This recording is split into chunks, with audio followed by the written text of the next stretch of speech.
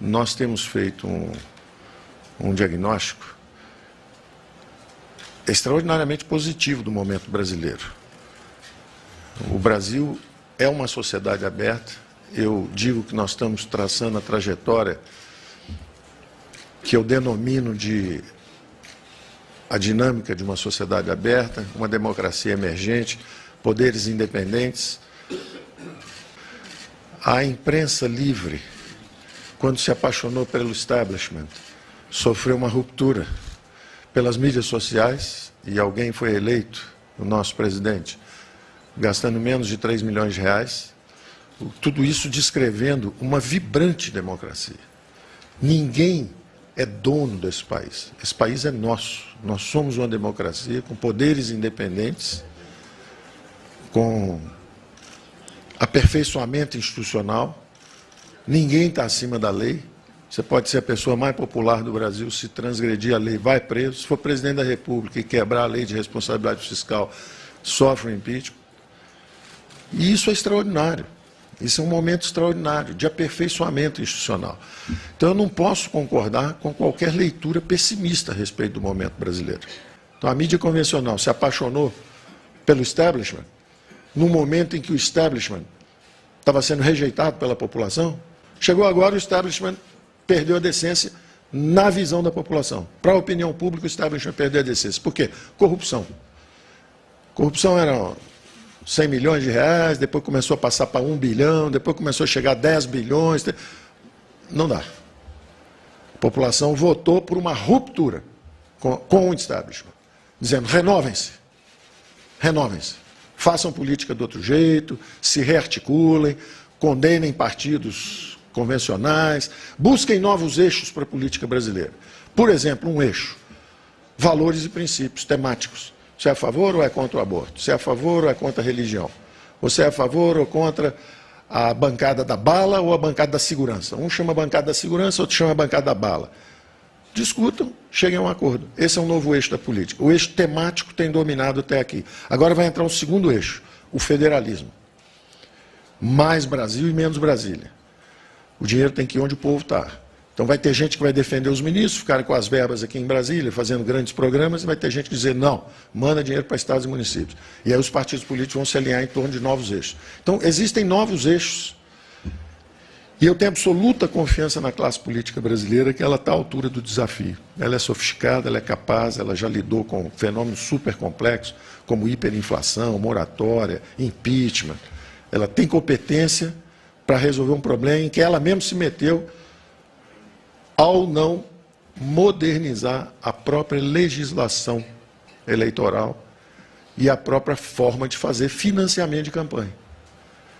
Havia uma forma estabelecida de fazer financiamento de campanha, uns abusaram, se excederam, acabou virando uma visão para a opinião pública de corrupção generalizada, de tomar lá da cá. Pronto, tem que mudar. Quanto mais cedo mudar, melhor. E eu tenho certeza que a classe política vai assumir o protagonismo. E nós, da parte econômica, o que pudermos fazer, nós vamos ajudar isso a acontecer. Então, o primeiro grande item de despesa incontrolável, precisa ser recuperado o controle: previdência.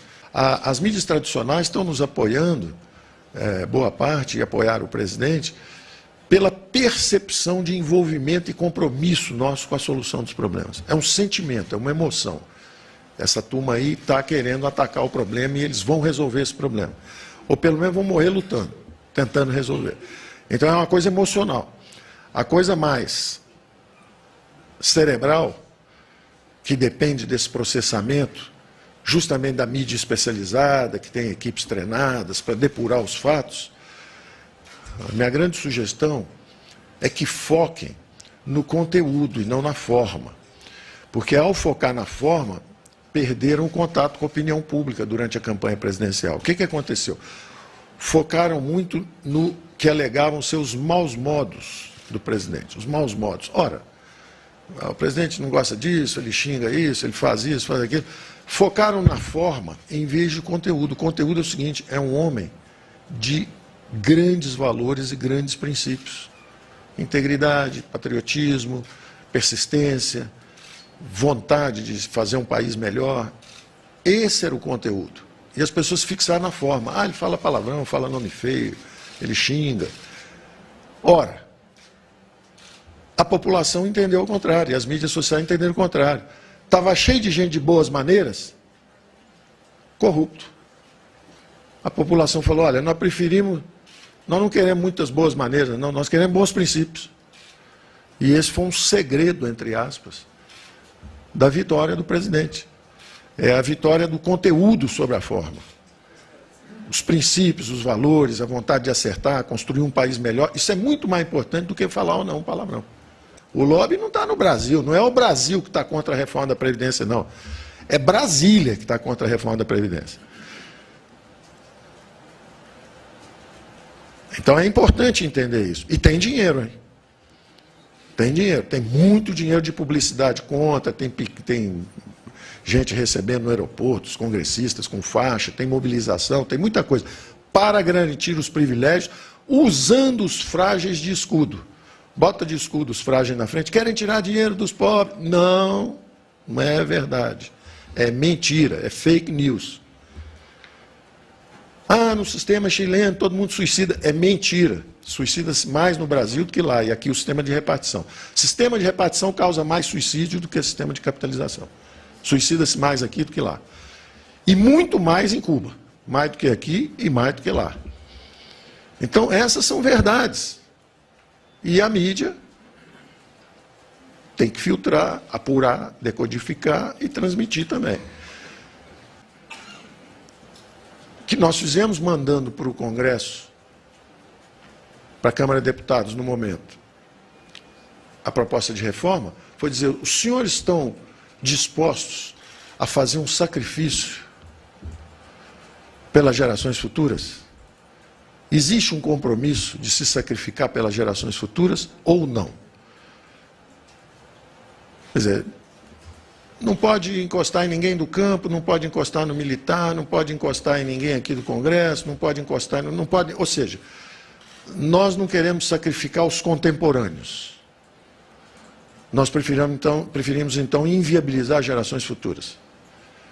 Quer dizer, hoje um jovem, seu filho, entra, te dá o paraquedas para você pular e o avião vai cair com ele em alto mar daqui a 5, 10, 15 anos. Esse é o nosso regime. Você tem que tomar uma decisão. Ou nós nos sacrificamos, os contemporâneos, olha, um pouco menos aqui, um pouco menos ali, um pouco menos lá. Ou nós nos sacrificamos, ou nós estamos empurrando a conta para filhos e netos.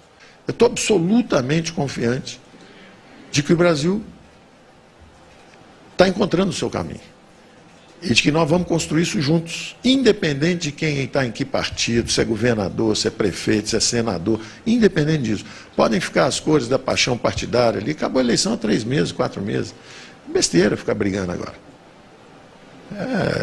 Nós vamos jogar fora todos esses anos que fizemos para reconstruir a democracia, agora vão estimular a confusão, vamos criar briga, vamos jogar uma mídia contra a outra, vamos fazer, não tem esse troço. Não tem esse troço. Nós temos que cada um fazer o seu papel. E nem ficar cobrando tudo de um. Aqui tem uma visão muito paternalista da coisa. Não, o presidente tem que fazer isso. O presidente ganhou uma eleição, o presidente levou uma facada, o presidente está fazendo coisas que estavam além do que se poderia pedir. Ele, quando se perguntou, quando conversei com ele a respeito da Previdência, que seria incontornável, a primeira reforma era da Previdência, isso era um tema incontornável. Quando eu falei, presidente, vamos tentar isso ainda no final do governo Temer? Ele virou, Paulo, a natureza do meu mandato não permite. Nesse Brasil que está aí, uma roubalheira danada, uma confusão, eu fui eleito por um grupo pequeno de pessoas que me pediram para protegê-las. Então, nessa confusão que está aí, eu não posso trair a natureza do meu mandato. Eu falei, bom, presidente, eu não consigo ajudar, sem uma reforma da Previdência não há futuro. Não há futuro, qualquer que seja o governo, não vai prosperar. É a natureza do mandato, Paulo. Se eu for presidente da República, eu estou sendo eleito para consertar o Brasil, e não para proteger meia dúzia de pessoas que votavam em mim. É a natureza do meu mandato. Tem a minha admiração uma pessoa com esse grau de integridade. E eu, na mesma hora, pedi a ele, falei, presidente, eu entendo sua posição, mas eu vou correr até os 47 do segundo tempo. eu vou tentar fazer essa reforma. Cheguei a Brasília, fizemos uma transição, eu comecei a frequentar palácio aqui, correr de um lado para o outro, pedindo, pelo amor de Deus, para fazer uma infraconstitucional, qualquer coisa que nos ajudasse a fazer essa transição, com um pouco mais de sossego. E eu, quando falava com ele,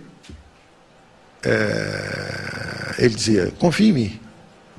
E aí depois eu vi, quando nós chegamos, sentamos, e eu confiei, e ele correspondeu plenamente à minha confiança. Chegou lá, se perguntar a ele assim, quando é que as mulheres devem se aposentar? Ele vai dar um largo sorriso e falar assim, aos 22 anos. Homem aos 60. E as mulheres aos 22. Ele brinca. Ele brinca e fala, não. Agora, quando chegou lá na hora do vamos ver, vamos botar 62 anos aí. Pô, ele contorceu, girou, doeu, mas ele, vamos fazer isso. É importante fazer isso? Vamos fazer isso. Então, eu não posso reclamar nada. Total apoio do presidente da República. Ah, mas ele devia ir para a mídia social e ficar o dia inteiro gritando viva a Previdência. Não, ele é um homem íntegro, ele não vai se falsificar a natureza dele. Ele faz isso com dor. Eu faço isso com dor. Agora, tem que ser feito. É como uma cirurgia. Você tem um filho, você tem uma mãe, você tem uma tia muito doente, precisa fazer uma cirurgia. Você vai dizer, não, estou com pena. Você vai dizer, faça a cirurgia. O mais rápido possível, conserte. Então, eu tenho que agradecer muito o apoio do presidente. Então, vocês vejam que coisa dramática.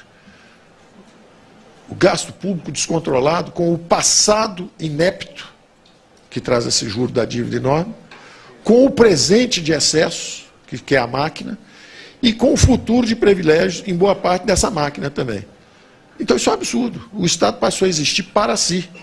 Dizer, olha, desculpe meus erros lá de trás, pague meu salário hoje, me dê estabilidade de emprego, tudo certinho, me dê um salário bem acima da iniciativa privada, e além disso, eu quero uma aposentadoria também bem maior que todo cidadão brasileiro, viu?